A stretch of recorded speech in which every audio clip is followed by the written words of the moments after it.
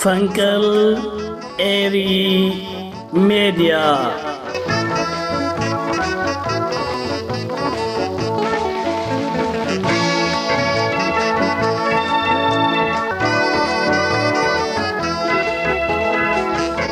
سلام تخاطلتي مدبات فنكليري ميديا كما يتحضروا نلوم سولوس عسران شومونتن حملة بقدام يتحسوا مدبات قريبا لكم نمكتالكم بخبري عدم سماي مكتال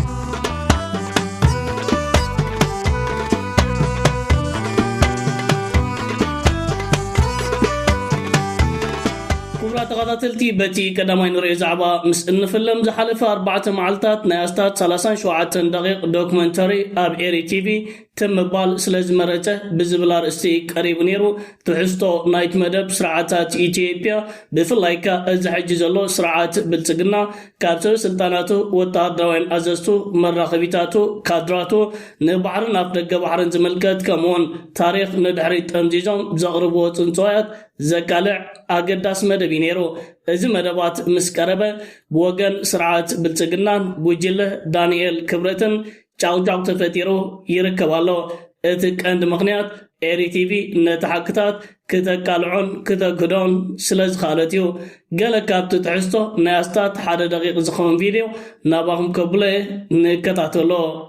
ብልጽግና ነዘይ ብሱልነቱ ዝገልጽ ካብ ዝቀረቦም መደብ አሉላ አባ ነጋ ራሱ ቀይ ባህር የኢትዮጵያ የተፈጥሮ ወሰን ሆኖ ኖሯል ይኖራል ይላሉ። ዊዝደም ነው። ታሪክን አነሱ። ኔቸር የሰጠችውን መንሳት አይቻልም አሉ። አሉላ አባ ነጋ ቀይሕ ባህሪ ናይ ኢትዮጵያ ተፈጥሮአዊ ዶብ ኮይኑ ነይሩ ክነብር ወንዩ ይብሉ ታሪክ ዘኪሮም ልቦናዩ ተፈጥሮ ዝዓደለና ክሕደጋ ይከኣልን እዩ። እዚ ብልሂቃን ስርዓት ብልጽግና ብዛዕባ ቀይሕ ባህሪ ከም ዝባ ኸምቲ ኢሉና ተባህለና ሻዕ ከም መፈከር ዝለዓል አሉላ ኣብ ታሪክ ጉዕዝኡ ንቀይሕ ባህሪ ኣይሽንኳይ ደኸረግጾ ባህሪ እንታይ ከም ዝመስል ይወውና ይፈልጥን ቀይሕ ባህሪ ናይ ኢትዮጵያ ዶብ ነይሩ ክነብር እውን እዩ ኢሉ ዝተባህለሉ ዘመን ካብ 1875 ክሳብ 1897 ዓመተ ምህረት አሉላ ኣብ ስልጣን ዝነበረሉ እዋን እዛ ሕጂ ኢትዮጵያ ትባህል ሃገር ኣብ ስና ኣእምሮ ልሂቃን ኢትዮጵያ ብፅውፅዋይን ሕልምን ዝተፈጥረት ዳእምበር እዛን ፈልጣ ኢትዮጵያ ኣይነበረትን ኣብቲ እዋን ከከባቢኦም ዘመሓድሩን ንሓድሕዶም ዝዋረሩን መሳፍንትን ኣበጋዛት ውግእን ተመቃቂላ እትመሓደር ፋሕ ዝበለት ዳእምበር ብባህሊ ቋንቋ ስነ ልቦና ሕግን ቁጠባን ዝተኣሳሰረት ብሓደ መስፍን ወይ ሃፀይ እትመሓደር ህዝቢ ዝነበረላ ጥምርቲ ሃገር ኣይነበረትን አሉላ ድማ ወኪል መስፍን ትግራይ ሃፀይ ዮሐንስ ኮይኑ ንሸውዓተ ዓመታት ንገለ ክፋል ከበሳታት ምድሪ ባሕሪ ኣብ ዘመሓደረሉ ዝነበረ እዋን እንተኾነ ንገማግም ቀይሕ ባሕሪ ብፍጹም ኣይረገጸን እቲ ዶባ ባሕሪ ነይሩ ዝብል ትርኻ ድማ ንበዓላ ዝተመቃቐለትን ዘይተጠርነፈትን ሃገር ዶባ ባሕሪ ነይሩ ክብሉ ዘስደምም እዩ እቲ ምስ ገማግም ቀይሕ ባሕሪ ዝዳወብ መሬት እውን እንተኾነ መሬት ደቀባትና ሕጂ ኤርትራ እዩ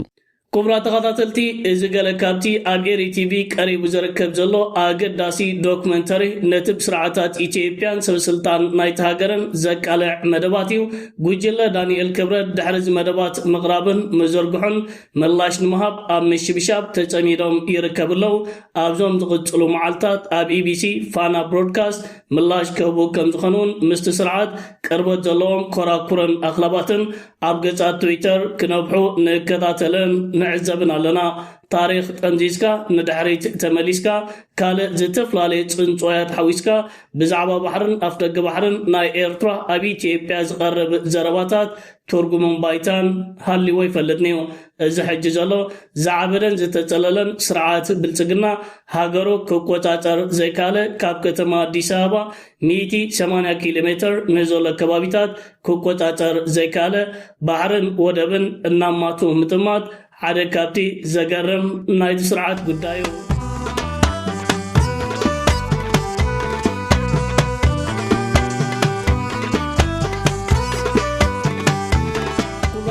ተኸታተልቲ ናብቲ ካልኣይ ንሪኦ ኣገዳሲ ዛዕባ ምስ እንሰገር ስዑድ ዓረብ ፍጹም ኣይጠዓማን ዕጡቓት ዕቱና የመን ትማሊ ኣብ ሰዓታት ድሕሪ ቀትሪ ሓደ ካብቲ ዝዓበየ ሻምብቆ ነዳዲ ናይቲ ሃገር ዝኾነ ቤስት ዌስት ዝፍለጥ መዓልታዊ 7.5 በርሚል ነዳዲ ናብ ዕዳጋታት ዓለም ዘቕርብ ብባለስቲክ ሚሳይላት መጥቃዕትታት ኣውሪዶምሎ ዓብ ዕንወትን ቃፀሎን ከም ዝተፈጥረ መራኸቢታት ናይ ሃገራት ዓረብ ከምኡውን መንግስቲ ስዑድ ዓረብ ነዚ ጉዳይ ዝምልከት ተኣሚኑ ይርከብ ኣሎ። ዕጡቕ ሕቲ ናይ የመን ብዘይካቲ ኣብ ማይ ኣጥቂዕ ባሕሪ ምስ ስዑድ ዓረብ ምትሓዝ ዘለዎን መራክብ ኣብ ልዕሊአን ዘካይዶ ዘሎ መጥቃዕትታትን ገይርዎ ዝርከብ ዘሎ ዕፅዋን ክባን ኣብ ውሽጢ መሬት ስዑድ ዓረብ ንዝርከብ መጻረይ ነዳድን ከምዚ ዓይነት ኣገዳሲ መትኒ ቁጠባ ናይቲ ሃገር ዝኾነ ሻምብቆታት ነዳዲ እናጥቅዐ ይርከብ ኣሎ።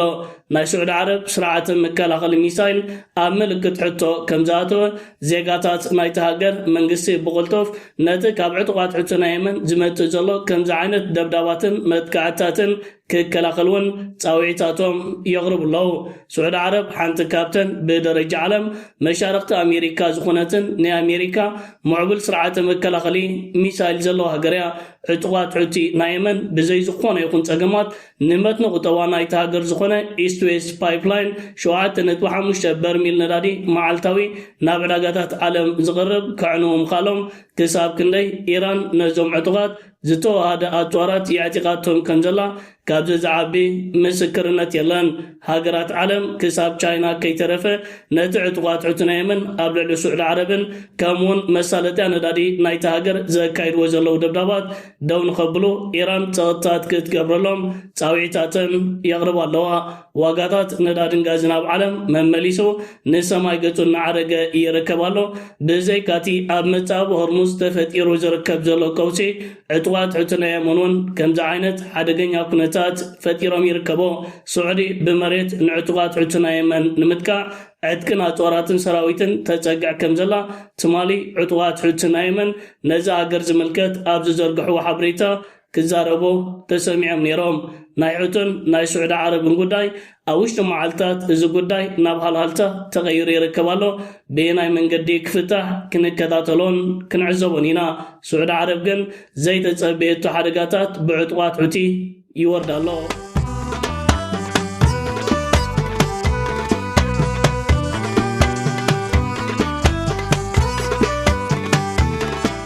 ተኸታተልቲ ናብ ሳልሳይ ንሪኦ ዛዕባ ምስ እንሰገር ኣብ ውሽጢ መሬት ሱዳን ዓበይቲ ስዕረታት ተጎልቢቡ ዝርከብ ዘሎ ተቃወምቲ ሓይልታት RSF መራሒ ዝኾነ ሓምዳን ደጋሎ ትማሊ ናብ መራኸቢታት ምምፃእ ከልቅስ ተሰሚዑ ይርከብ ኣሎ።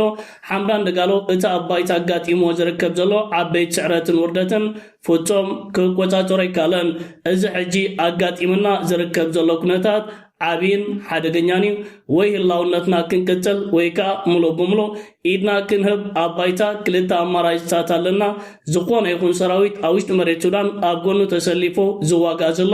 ናይ ላዕለዎት ወተሃደራውያን ኣዘዝቲ ትእዛዝ ክፅበ የብሉን። ኣብ ዝጥዕሞ ግዜን ቦታን ከጥቃዕ ኣለዎ ክዋጋእ ኣለዎ። ናይ ስልቲ ኩናት ኣካይዳኹም ቀይሩ ዝብል እዩ ሓምዳን ደጋሎ ንሰራዊቱ መልእኽትታት ይሕሊፉ ዝርከብ። እዚ ከዓ ብዘይ ዝኾነ ይኹን ኣዛዚ ተቃወምቲ ሓይልታት RSF በቢ ዘለዎ ከባቢታት ኣብ ልዕሊ ሰራዊት መንግስቲ ሱዳን መጥቃዕትታት ንክኸፍትዩ ሓምዳን ደጋሎ ነዚ ሓደገኛ መልእኽትታት ይሕሊፉ ዝርከብ ዘሎ።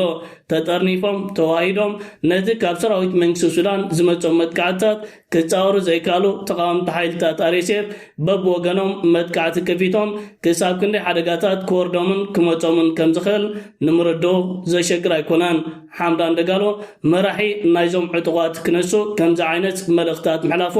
ኣብቲ ናይ መወዳእታ ደረጃታት ከም ዝበፅሐዮም ምስ ሱዳን ቅርበት ዘለዎም ወገናት ትንታነታት ዝህብ ዘለዉ። ሰራዊት መንግስቲ ሱዳን ንሰፊሕ ከባቢታት ኣብዚ ዝሓለፈ 4 መዓልትታት ተቆፃፂሩ ኣሎ። ነቲ መሬት ጥራይ ዘይኮነ ግን ዕጥቅና ፆራትን እውን ኣብ ትሕቲ ቁፅፅር የቲ ይርከብ። ትማሊ ዝለዓለ ወተሃደራዊ ኣዛዚ ኣብ ዳርፉር ናይ RSF ናብ ሰራዊት መንግስቲ ሱዳን ኢድ ይህብ ይርከብ ኣሎ። እዚ ከዓ ኣብ ርእሲ ዘላታ ተወሰኸታ ንተቃወምቲ ሓይልታት RSFን ሓምዳን ደጋሎን ኣሻጋሊ ኮይኑ ዝርከብ ዘሎ ኩነታት እዩ ኣብ ሓፀርቲ መዓልታት ፀረ መጥቃዕቲ ከፊትና ኣብ ልዕሊ ሰራዊት መንግስቲ ሱዳን ሓዊ ክነዝንብ ኢና ብምባል መደረኡ ዝደምደመ ሓምዳን ደጋሎ እቲ ኣጋጢምዎ ዝርከብ ዘሎ ጭንቀትን ዓቕሊ ፅበትን ኣብ መደረኡን ኣብ ገጹን ይንበብ ነይሩ ብተመሳሳሊ ኣብ ኣቡዳብን ኣዲስ ኣበባን ተመሳሳሊ ጭንቀትን ዓቕሊ ፅበትን ነጊሱ ይርከብ ሰራዊት መንግስቲ ሱዳን ነዛ ሒዝዋ ዝርከብ ዘሎ መንገዲ ነኺሱ እንተዳ ቀፂሉ ንተቃዋምቲ ሓይልታት RSF ሙሉ በሙሉ ካብ መሬት ሱዳን ጠቕሊሉ ከጥፎም ዝለዓለ ተኽለታት ኣሎ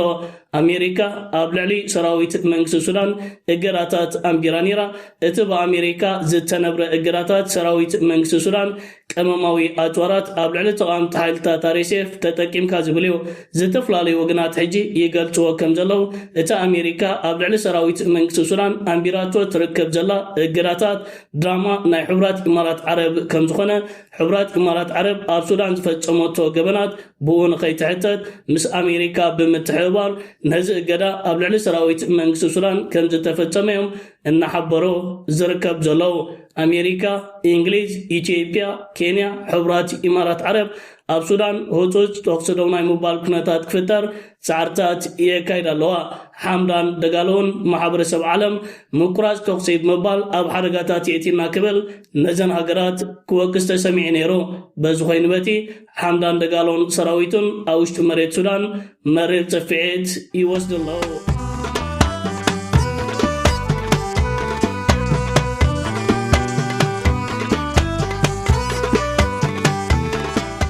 ተኸታተልቲ ናብ ትራብዓይ ናይ መወዳእታ ንሪኦ ዛዕባ ምስ እንሰገር ፕሬዚደንት ኣሜሪካ ዶናልድ ትራምፕን ጸሓፊ ሚኒስተር ጉዳያት ወፃኢ ናይቲ ሃገር ማርኮ ሩቢዮ ዓለም ለኻዊ ቤት ፍርዲ ዝተባሃለ ትካል ሙሉእ ብምሉእ ኣሜሪካ ክትዕንዎን ኣሰራቱ ክተጥፍኦ ምዃና ኣብዚ ዝሓለፈ ቅንያት ይዛረቡ ነይሮም ሕጂ ኸ ኣሜሪካ ኣንፈታ ብምቕያር ንባይቶ ሰብኣዊ መሰላት ውድብ ሕቡራት ሃገራት ዝተባሃለ ትካል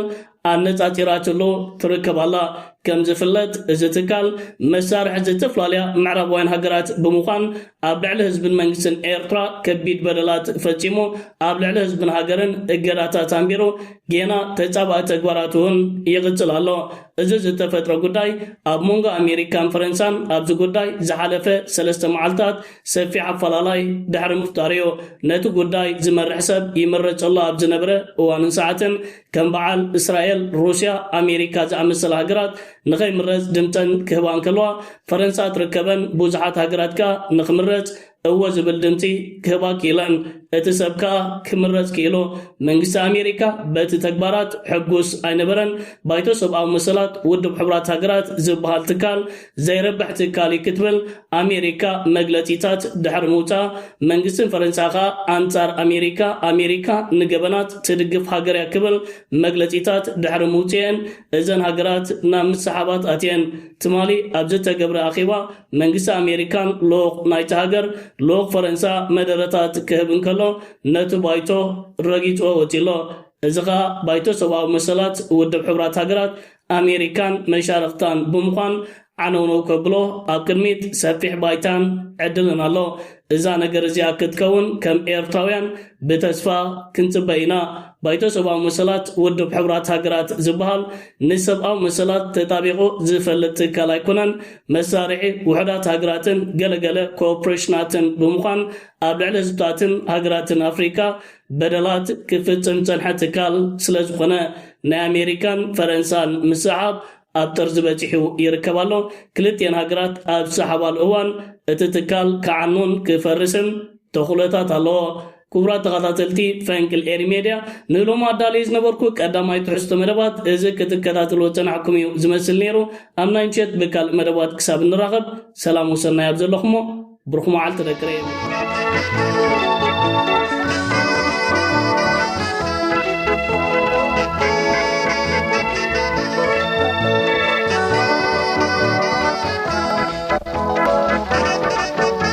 ፈንቅል ኤሪ ሜድያ